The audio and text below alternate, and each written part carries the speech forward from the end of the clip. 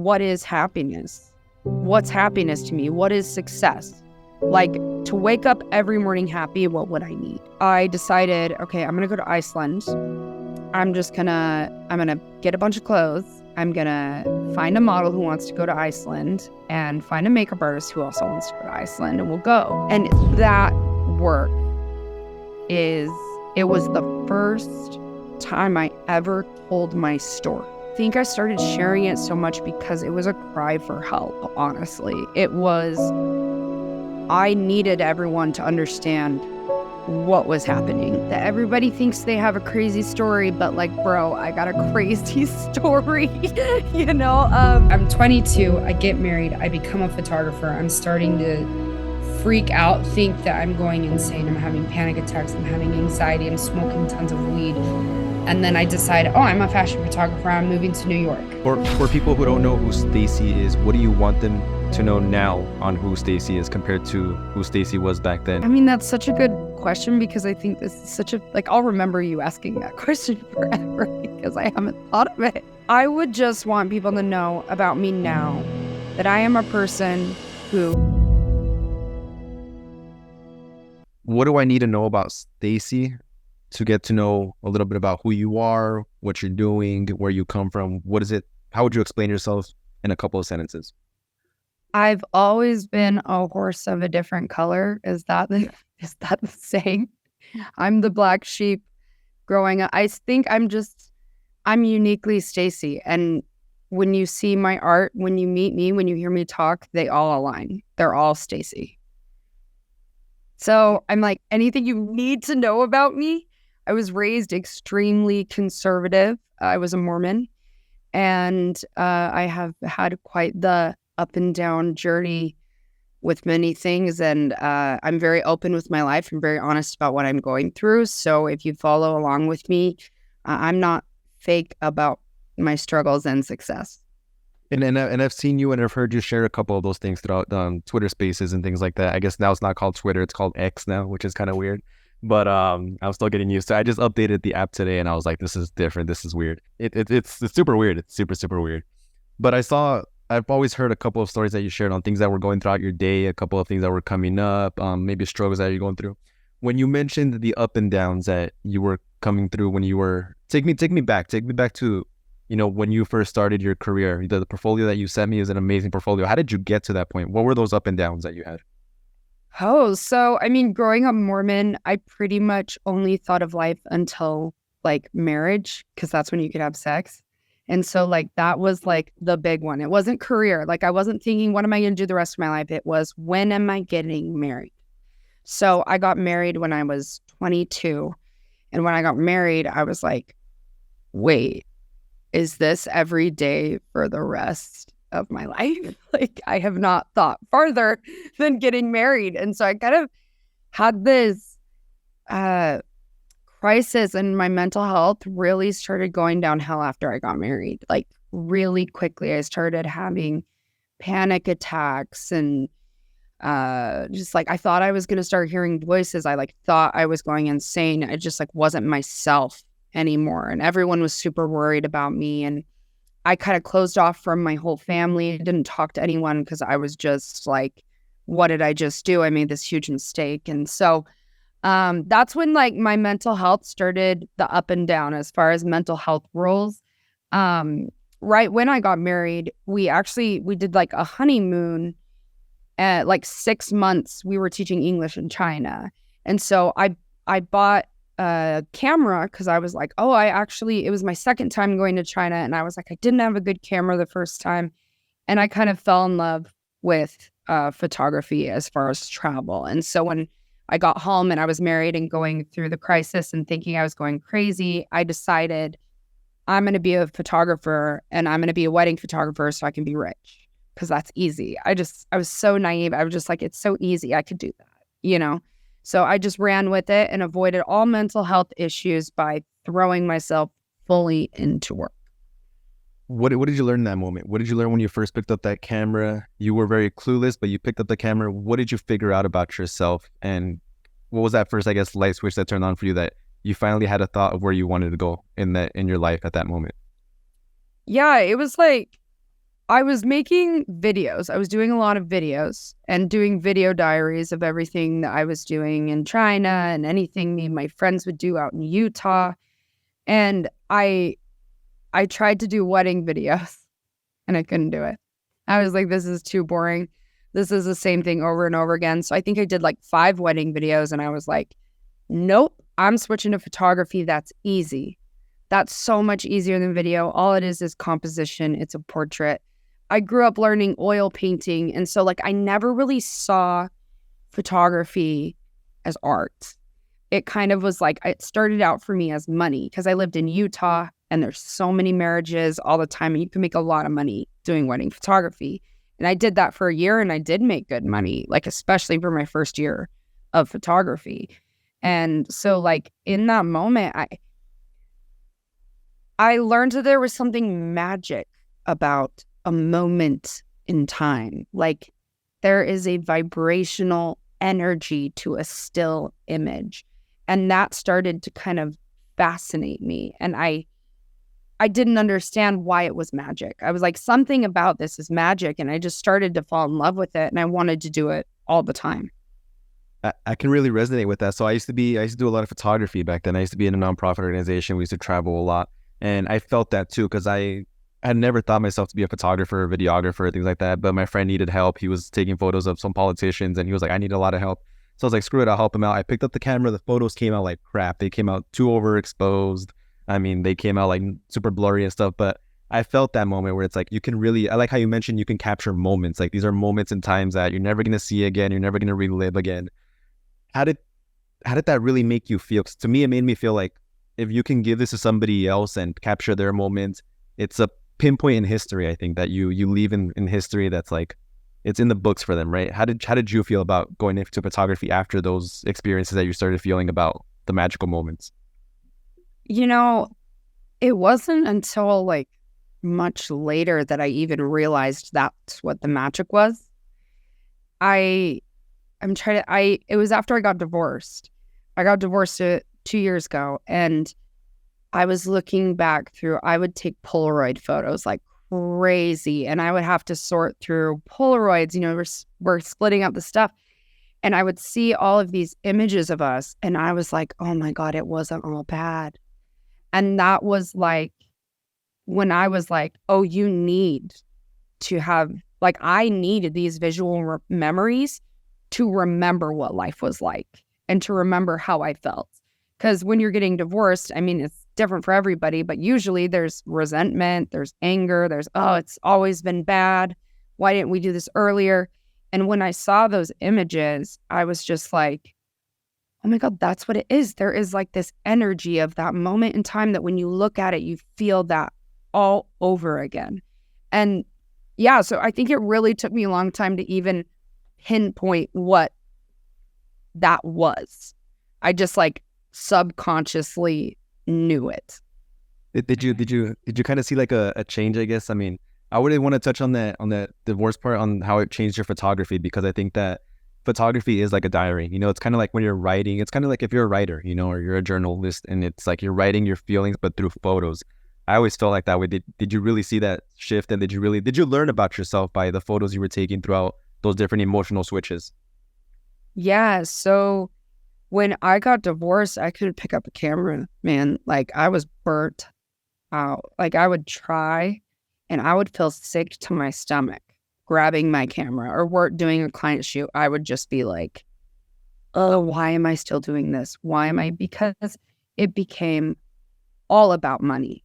It became all about the next best thing, the next biggest client, the next celebrity, whatever. It's always chasing. And especially in fashion, there is just like, you haven't made it until you're like friends with Anna Wintour. And that's probably not going to happen for a lot of people, And so when I got divorced, it was just like, what am I doing? Like, why am I doing the same photo shoot over and over and over again with different clothes and a different model? And getting into the NFT space, like the Twitter audio chat spaces, that's when I was like, wait, all of these other artists, they're putting all of all this meaning into their work. And I've only done that a few times, you know, where I really put all my heart and soul into what I was creating. A lot of times for me, I like creating on the spot. It doesn't really matter to me if it's super planned out. But I saw what all these other artists were putting their heart and their souls and their stories. And I was like, girl, you got to take a step back until you feel that way about your art or about something else. If your journey is to not be a photographer anymore, you know? So I really just had to take a step back the past year of my life and say, you know, what is happiness? What's happiness to me? What is success? Like, to wake up every morning happy, what would I need? You know? And it's slowly given me that love and that passion back for photography after about 2 years of not creating a ton. Not like I used to.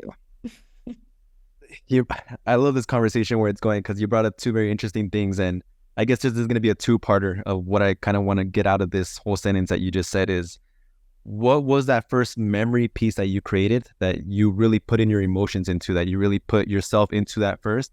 And then what is happiness and success to you back then? And what is happiness and success to you now? Sure. It was when I had first gotten married, first into photography, and I'd been doing weddings for a year, and I had decided I'm going to do fashion. I'm going to go for it. You know, I'm taking photography workshops in New York, and I decided, okay, I'm going to go to Iceland. I'm going to get a bunch of clothes. I'm going to find a model who wants to go to Iceland and find a makeup artist who also wants to go to Iceland, and we'll go. And my mental health was declining, and I was very high a lot of the time. I was self-medicating with weed because doctors wouldn't really acknowledge my anxiety or panic attacks. And so I just started smoking weed because I didn't know what else to do. So in one of my moments, it just came to me, and I was like, I want to do this photo shoot in Iceland, and I want every location and every outfit to represent a different time of my life that I have gone through so far. And so there was like childhood, teenage years, young adulthood, marriage, and that kind of thing. And I created this editorial in Iceland in 10 days. There were just 4 of us in a car we rented, and we just went around the country and created. And my grandmother died while we were there, and there was this incredible moment where I took this photo I'll never forget, like 10 minutes after I found out she passed away. And that work it was the first time I ever told my story. You know, it was from being in a very patriarchal religion, I never really got to have a voice.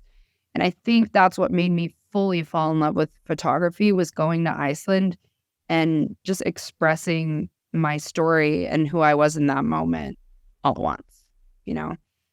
Success, though, if it's the second part of your question, to me then, success was money.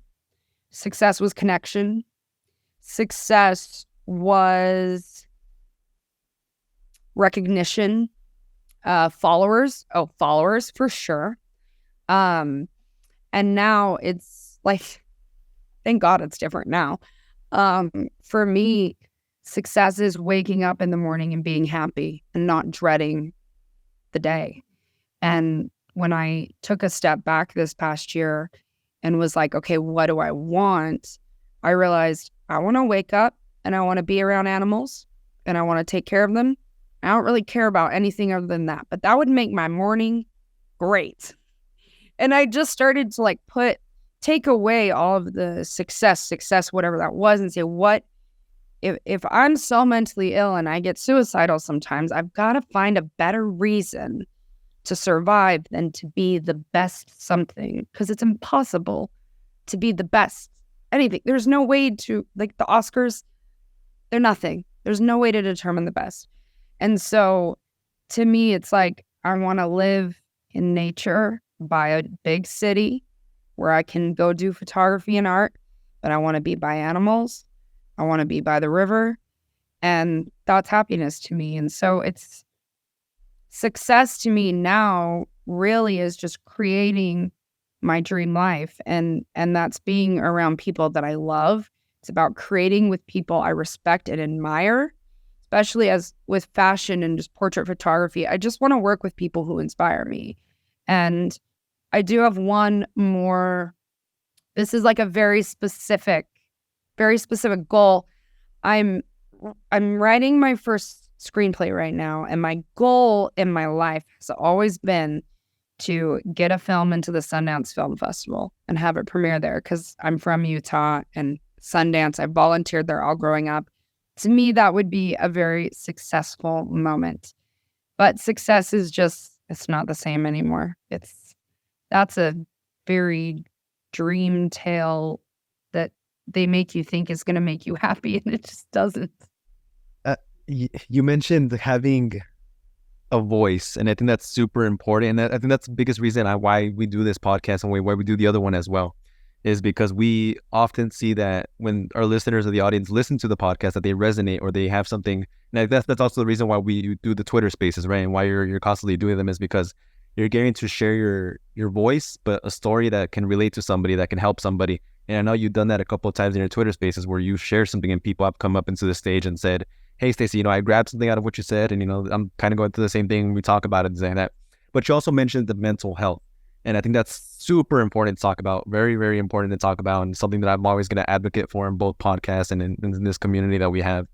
Is how important do you think it is? I hear a lot of times people are maybe scared of sharing their mental health, or the things that they're going through and things like that. Were you ever scared of sharing some of the problems or mental health issues that you've had, and how did you overcome those? How did you cope with them? How did having a voice through your photography or through the spaces help you out? Mm-hmm. I have gotten more afraid as time has gone on. I think at the beginning, I was more naive. I thought, if I just share what I'm going through, people will understand why I am the way I am. So I became kind of an oversharer. Excuse me. And what I didn't realize was the huge stigma of bipolar individuals like myself. I'm bipolar 1, and I didn't realize at that time that it was as serious as having something like schizophrenia. You just think that that's such an abstract thing to hear voices.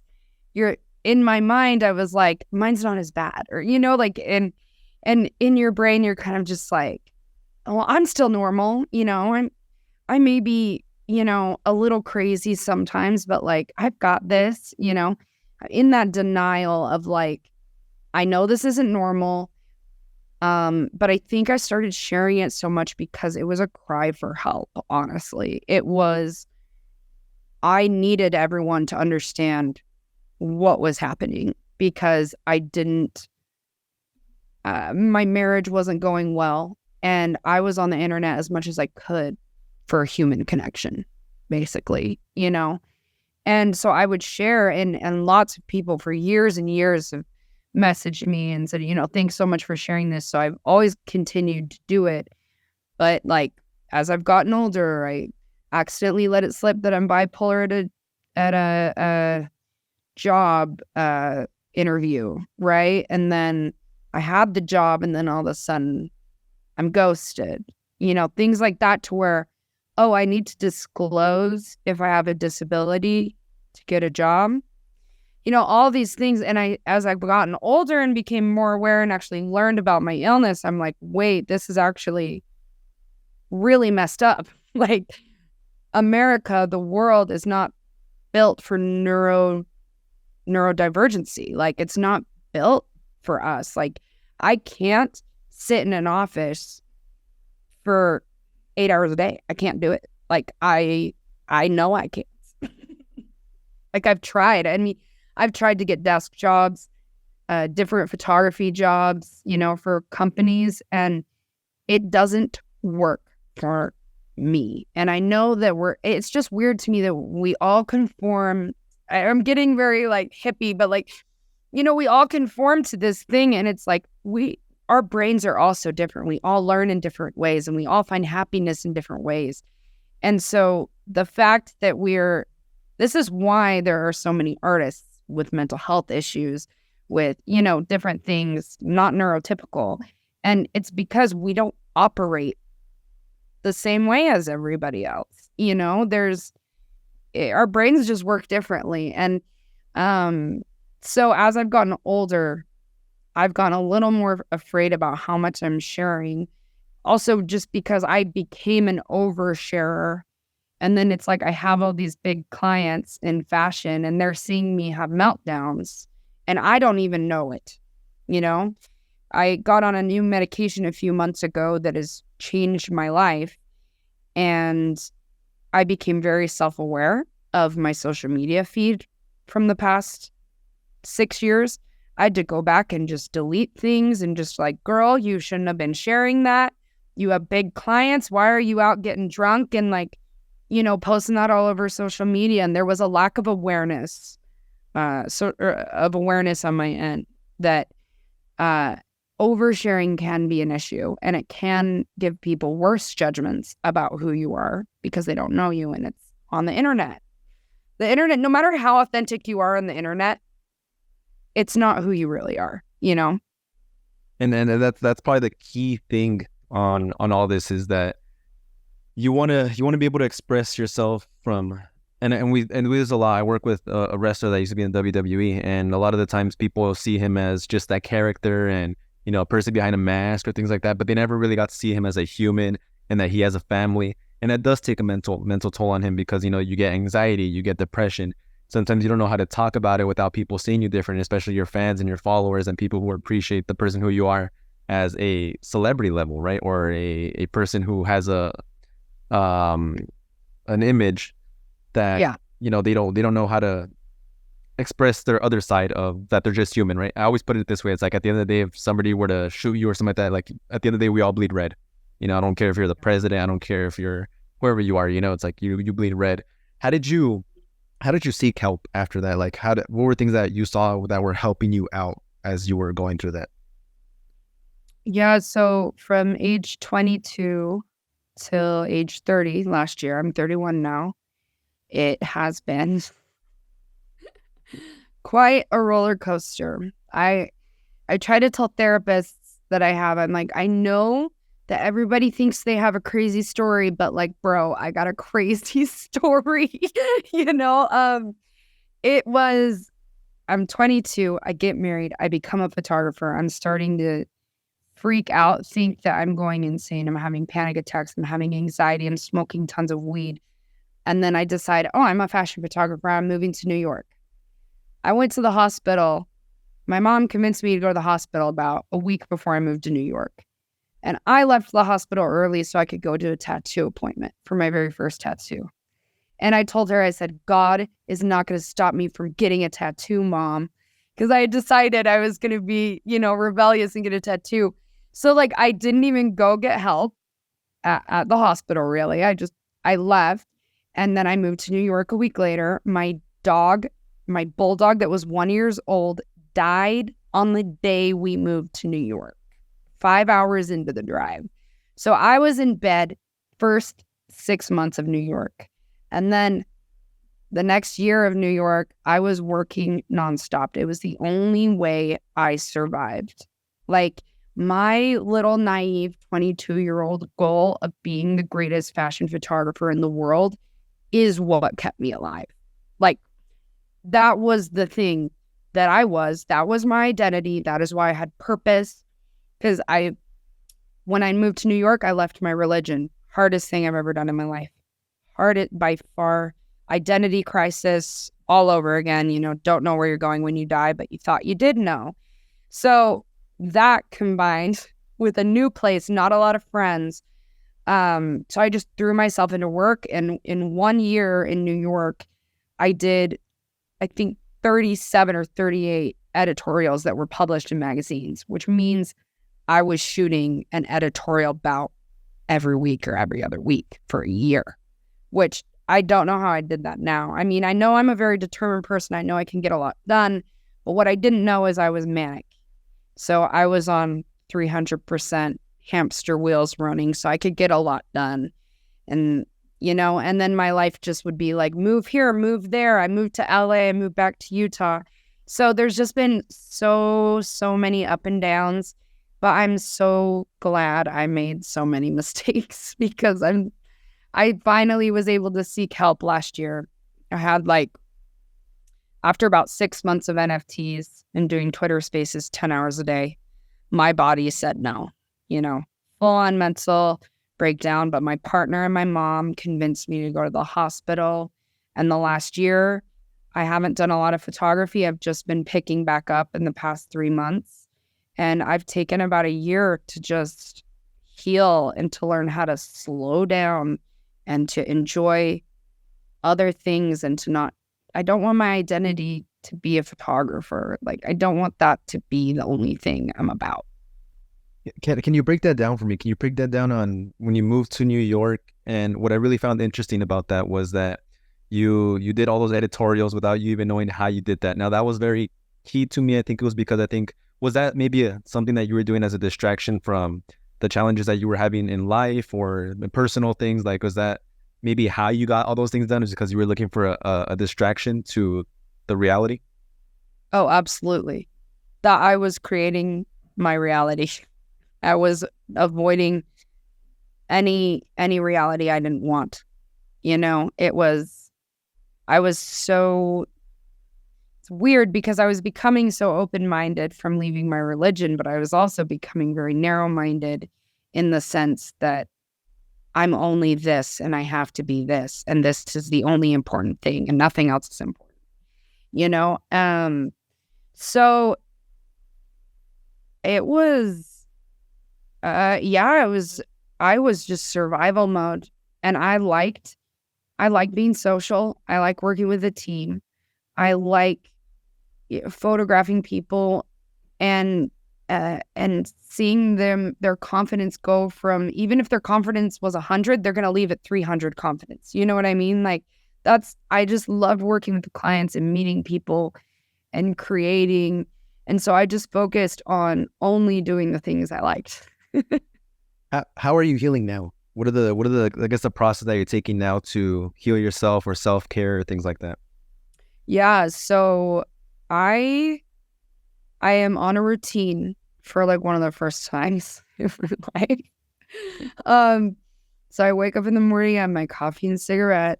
I go hike with my dog in the mountains that are close by. And then I get to my to-do list and I live and die by my to-do list. That is how I get through. It's how I avoid depression. If you're depressed, the best thing for you is if you can do a grown-up thing on a to-do list. And that's going to give you the dopamine you need to get out of it. At least for me, if I can go, do a chore or something where I can feel like I put some sort of value into my day, I can usually keep going and mark a few things off the list. So keeping on a list and a schedule is very important to me now. And that was never important to me ever. And sleep. I don't think we understand how sleep is necessary. I've been able to stop 3 manic episodes in the past 4 months by sleeping.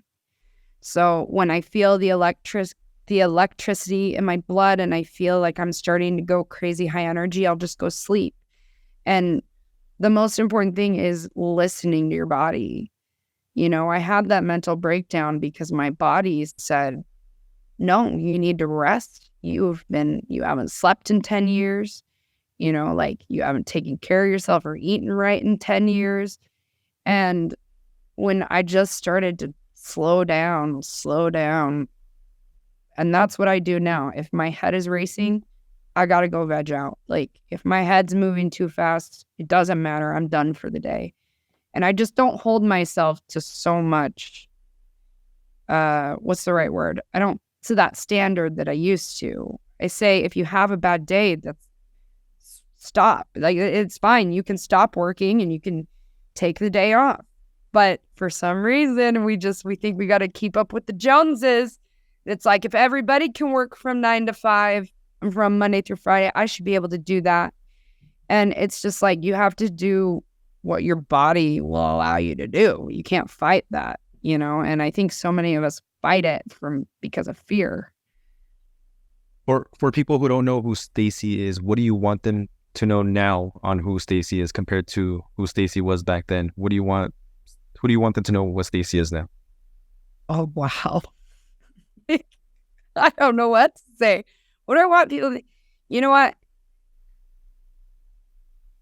What do I want people to think of me? That is, I have never. Like if you were to, I guess, have somebody ask you, and it comes down to that simple question, I guess, is like, it's like when you go to meet somebody new, it's like, well, who is Stacie or what do you do or things like that, right? But it's like more of like, how would you explain to yourself of like, who is Stacie now compared to the Stacie back then? I mean, that's such a good question because I think this is such a, like, I'll remember you asking that question forever because I haven't thought of it. And you know what? Now I would just want people to know about me now that I am a person who appreciates their life and I appreciate other people and I see and I try to see and hear other people. All I would ever want to be remembered for is a person who tried to be the best person they could. And that's, I just want to grow. I'm a person that grows. I love growth and I'm going to keep trying to better myself as a human and I'm never going to be perfect and I'm never going to hold myself to expectations that don't mean anything. I'm a strong person. I have a voice. I have stories to tell. I really do believe that I have an extremely unique voice and I do think I have made an impact on this world and I will continue to make an impact on this world through storytelling and visual art. I don't know, maybe that's a little melodramatic. No, I think that's a perfect answer is, I guess now it's more of like, from what I've heard so far is now like really being true to how you feel, I guess is the way to put it. It's like you're finally paying attention to your emotions. You're finally paying attention to the things that you're doing. Where back then it kind of probably didn't seem that way, where you were just kind of just going however you were going, just to the things that you were going through, right? Like the distractions from the editorial shoots and things like that. Now it's like more self-awareness. That's really what I want people to get out of this episode or when they're listening to this is that, it's okay to share how you feel. It's okay to really express yourself and like how you express yourself through your artwork now and things like that. For anybody listening right now who may be going through some of the similar struggles or background that you've had, what would you say to them? Ask for help. You need support system. You cannot do it on your own. You can't. I think it makes me really sad because there are a lot of people that go through this that don't have the support that I do. I see when I lived in downtown LA, I would see homeless people on the streets and I would literally empathize and feel like you'd see a schizophrenic person and I would say, that could be me. Like, that could be me if I was born in a less privileged situation that I'm in. I have a mom who is a superhuman. Like, God is woman. God is my mother. She's an angel. She was the one who figured out I was bipolar. She's the one who knows how to talk to me to calm me down. And my partner is a therapist and he very much understands that. And you need to ask for help, even if it's someone you don't really know. Like, you need to tell someone if you're hurting. I know that there's this awful thing online where, when people would start posting Facebook statuses and they would like complain and complain and complain. I remember a girl who did that. And when I was 20, she committed suicide and nobody would comment on her post. I never would comment on the post or like them or reach out to her because I didn't know what mental illness was. I just thought that's a crazy person oversharing on the internet. And she didn't have anyone. And so she's posting online. And when you see someone post online, you reach out to them. Like, it doesn't matter if they send you a 5-page long text that you don't read. You send love, you let them know that you're there. Like, even if you don't have the energy for it. And that's why I say, like, reach out to help. You can reach out to me. Like, I'm never going to judge anybody because I grew up in the most judgmental organization on planet Earth. And I vowed when I left to never, ever judge anybody else for their choices or anything about them. So you can always reach out to me, but you need a support system. If you're hurting, you need people to talk to and you need people to trust. And you can't do it alone. It's just a fact. If you have mental illness, I mean, some are more severe than others, you need a support system. The question kind of flips now is, instead of saying this to somebody else that might be going through the same stuff, what is something that you would tell your younger self? Knowing what you know now. I would say, hang in there. It's going to get better. You're going to be stronger. You're going to be smarter. And it's going to make you into the person you are. And you're fucking great. That's what I would say to me. I really love that. I really love that. I think I see it comes down to the affirmation, I guess. Yeah. Telling yourself every day, hey, I am great. I am good. I am the best version that I can be. And I think to me, that's where I always tell everybody to start telling yourself the positives first instead of the negatives. And I have a friend like that. He always jumps to the negative real quick. And I'm like, you're never going to fix yourself unless you start telling yourself at least one good thing throughout the day, that you're good at this, you're good at that. And I love how you mentioned that whole helping the people that that may actually really need the help. I had a friend in middle school, and she used to get bullied a lot, and she committed suicide because nobody was really there for her. And to me, that puts it into perspective of, like, imagine if somebody, just one person was there, somebody were to just listen to her, she'd probably still be here today. She'd probably still be, a successful person. She'd probably be, having a family, anything like that. So I think it's, I can agree with you a lot, I think it's very important for you to seek the help. And that's not embarrassing. It's not something you should be scared of. Life is so hard. We can't do it alone. That's why humans need each other. It's why dogs are in packs. Like, it's hard to do alone. The last couple of questions that I have before we end this is, in your professional career, what are the things that you're doing now? How did you get to these points? Tell me a little bit about your professional career, where you're at right now. Yeah, so I've been working in fashion for about 8 years now. And I'm expanding more into just portraiture and fashion. I don't want to be so hyper focused on working for Vogue like I was when I was 20. I mean, I've had stuff in Vogue. I did it. Good job.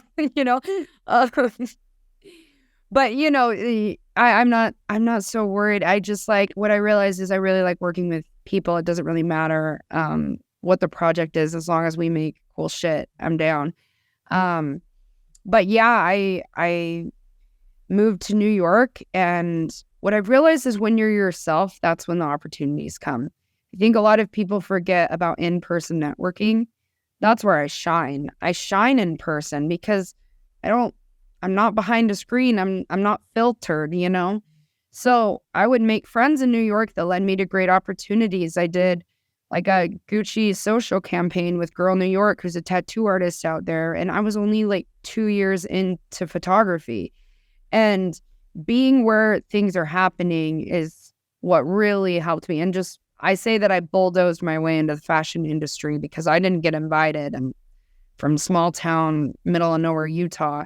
And so I think for me, approaching my work now, it's about being more selective about the projects that I do, and I'm lucky that I'm at a point where I can be more selective. But I think anybody can be at that point. You just have to make that boundary for yourself of, I'm not going to do things I don't want to do. And moving forward, I've gone back to a lot of my original photography inspiration. Over the past year when I was healing, I was like, let's get back to the roots of what we were really inspired by when we started. And so moving forward, I'm doing a lot of video work, actually. I've been doing a lot of video work for jewelry brands this year, and I'm headed to New York next week, and I'm doing video for a streetwear brand called the Bowery Social Club, and I'm very excited to work with them.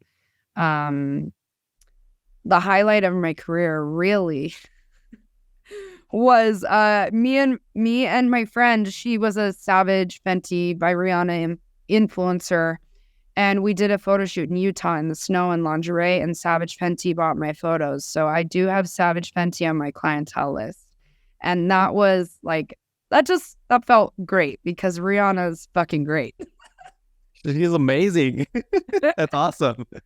That's what I was saying when I was looking through the email you sent me with your portfolio work. I was like, holy crap, there's a lot of amazing stuff on here. It's really awesome. Do you ever take a moment and just like pause everything and be like, wow, look at what have I achieved? Look at the person I am now.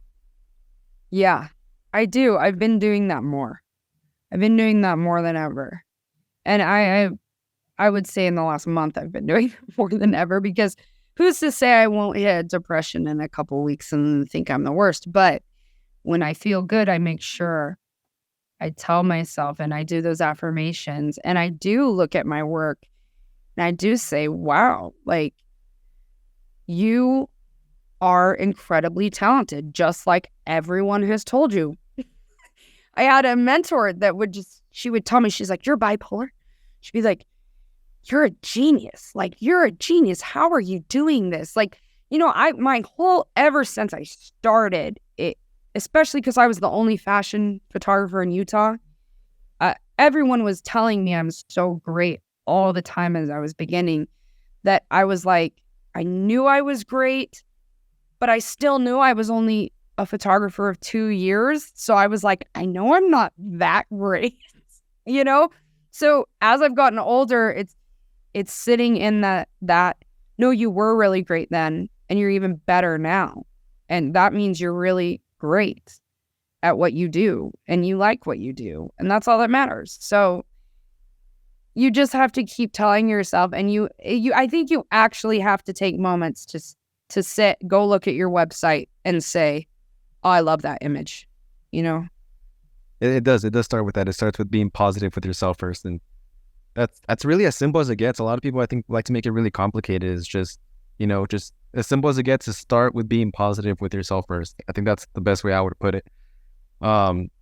Stacie, I want people to really connect with you, and I love your Twitter spaces that you have, and I love how you communicate with your community there, and I love how you're always, there's Twitter spaces that are just in it to promote themselves, and there's other Twitter spaces that are in it to actually, build a community. And I love how you're always building a community. You're always listening to the people. You're always sharing their stories. You're grasping what they're struggling with, and you're giving feedback, advice. Where can people reach you? Where can people follow you? I guess we don't call it Twitter now. We call it X, but I'm still going to call it Twitter. I know. I'm like, I don't think I can call it X. No, it's so weird. I'm just so used to Twitter. I actually took a screenshot when it was updating and all that, so I can remember the Twitter logo on my phone, and then show my kids down in the future when I'm 80 years old and be like, hey, this was Twitter, But where can people reach you, I guess? You can reach me on Instagram, TikTok, Twitter, Pinterest, all at Stacie A Buhler. I think YouTube, it's all at Stacie A Buhler. And my DMs are always open to anybody, always happy to help in any way I can. I'm not a secret keeper like a lot of people in the fashion industry, so I do like to help people out. And always, you can go to my website, stacieabuhler.com, and you can send me an email there. Email is usually better luck than any type of DM. This is a conversation I think that was really needed. And I think this is a conversation that's going to help a lot of people. I think this is one of the conversations that really had a good connection in talking about, mental health for sure. And the things that, what a person goes through on a day-to-day basis, rather than just, again, I'm going to mention this, the glams and glories of social media and how people see people on social media. It's not always that. It's not always the beauties of it. So thank you so much, Stacie, for sharing your story on here. And if there's one last message you can leave to anybody, what would that be? One last message. You're awesome. Get over it, man. Get over it. That's all I want you to know. You're awesome. Get over it. I love that. Stacie, thank you so much for being on. Thank you so much for taking the time out of your day to be on here.